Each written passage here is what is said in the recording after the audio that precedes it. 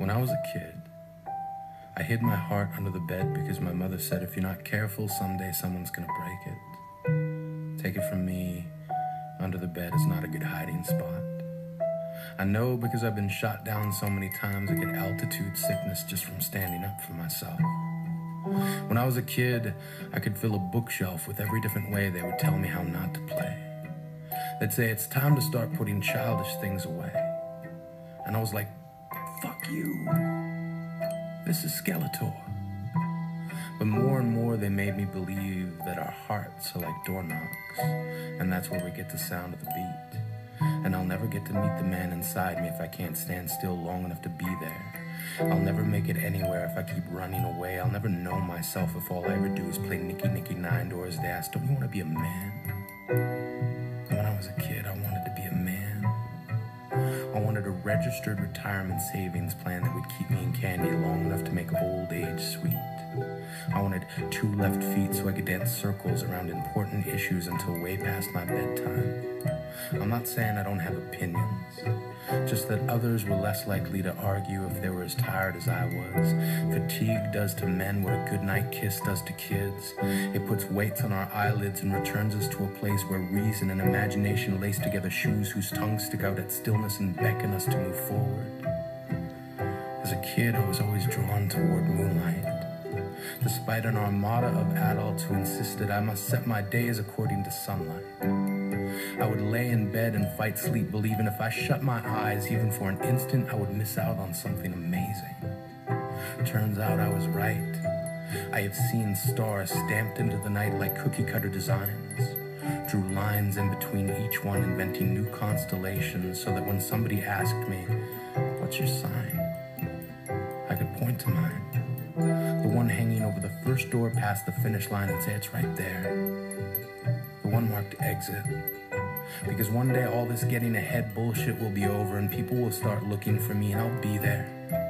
I'll wear my best flashing red and you will stand winner circle thoroughbred. I will unthread the screws that will put you throughout this life, then smile and say, you made it. When I was a kid, I traded in homework assignments for friendship, then gave each friend a late slip for never showing up on time, and in most cases, not at all. I gave myself a hall pass to get through each broken promise. And I remember this plan born out of frustration from a kid who kept calling me Yogi, then pointed to my tummy and said, too many picnic baskets. Turns out it's not that hard to trick someone. And one day before class I said, yeah, you can copy my homework. And I gave him all the wrong answers that I'd written down the night before. He got his paper back expecting a near perfect score and couldn't believe it when he looked across the room at me and held up a 0. I know I didn't have to hold up my paper of 28 out of 30, but my satisfaction was complete when he looked at me puzzled, and I thought to myself, smarter than the average bear, motherfucker. When I was a kid, I slid love letters through the slots of lockers that belonged to my secret crushes, built paintbrushes from the tiny hairs that stood on end every time I saw them, my brain stem finally blooming with thoughts. I connected dots and made masterpieces, each brushstroke a thesis dedicated to the explanation that you, not knowing who I was only because anonymity made it easier to be brave. I dipped my brush into a tidal wave of I hope this will one day wash over me. I can guarantee, if you've ever had a secret admirer, it was someone very much like me who loved someone very much like you. It was someone who wanted to tell you how much you meant, how every second we spent thinking of you was simply the cost of getting us through the hard times. We saved nickels and dimes hoping our first date would be with you.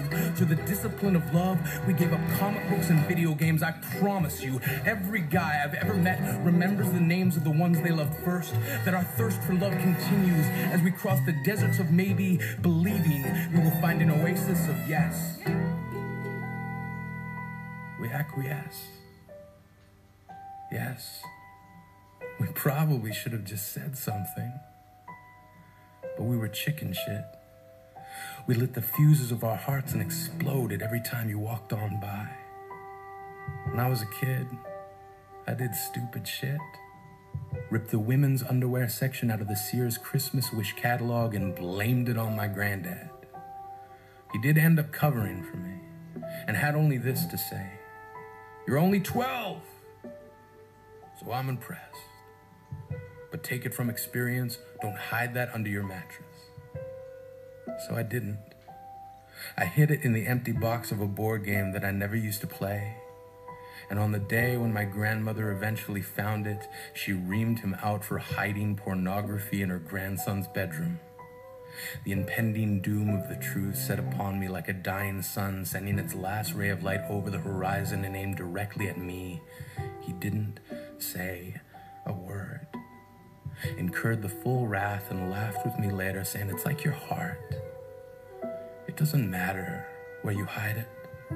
Lovers are like little kids lifting up a rock looking for an insect. They will find that shit." When I was a kid, I trusted myself enough to know that one day I'd be a man. One day I'd have a childhood for a past and a future for a backup plan. That every gauntlet I ever ran was a potato sack race in which time would chase me further toward an ending. I am bending myself back to the beginning, reminding myself there is no winning any race against yourself. Slow down. And when the kid in you falls, turn around. Pick them up, dust them off, then continue. Trust me, you are going to need that kid. You are going to need someone to remind you that every weed is a flower, just trying to make shit work. That every jerk you ever encounter is just another someone who somehow forgot it's okay to need a hug. It's okay to be afraid. When I was a kid, I played hopscotch with the lines they drew in the sand, landed on the conclusion that secondhand clothes at least have the benefit of experience, and I've got a 137th hand heart, broken apart and stitched back together at the seams. I've cartwheeled across balance beams made from the broken finger bones of people who could not let go of this life. I still love the night.